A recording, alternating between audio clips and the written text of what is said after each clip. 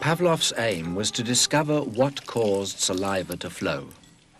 He rerouted the salivary ducts to the outside of his dog's cheek so that he could collect and measure the spittle.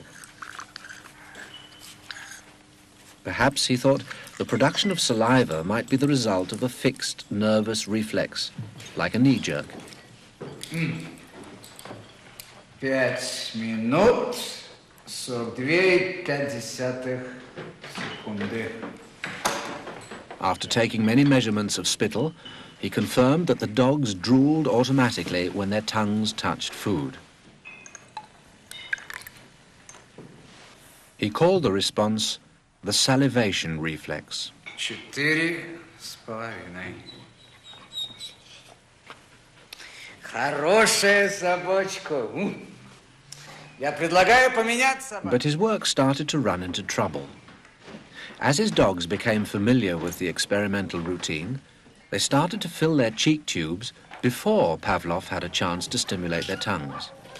The dogs were learning to anticipate food. Pavlov tried a new technique. He erected screens so that the dogs couldn't see what was going on.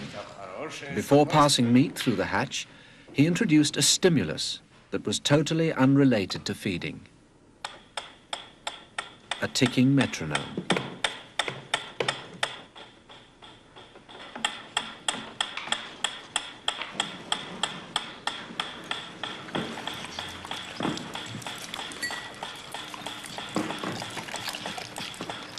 At first, the dog dripped saliva into its cheek tube only when the food appeared.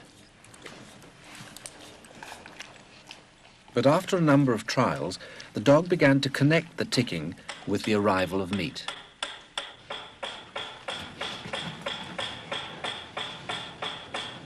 Soon, the sound alone made the dog drool. Eventually, the dog salivated as much to the ticking itself as it did originally to the presentation of food. Полная. Идите сюда. Что я говорил? He called this new response the conditioned reflex. Собака.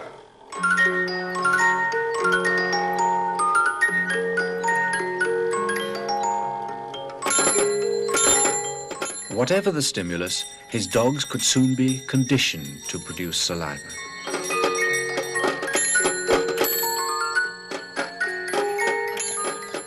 Pavlov believed that he had discovered how animals learned, even in the wild.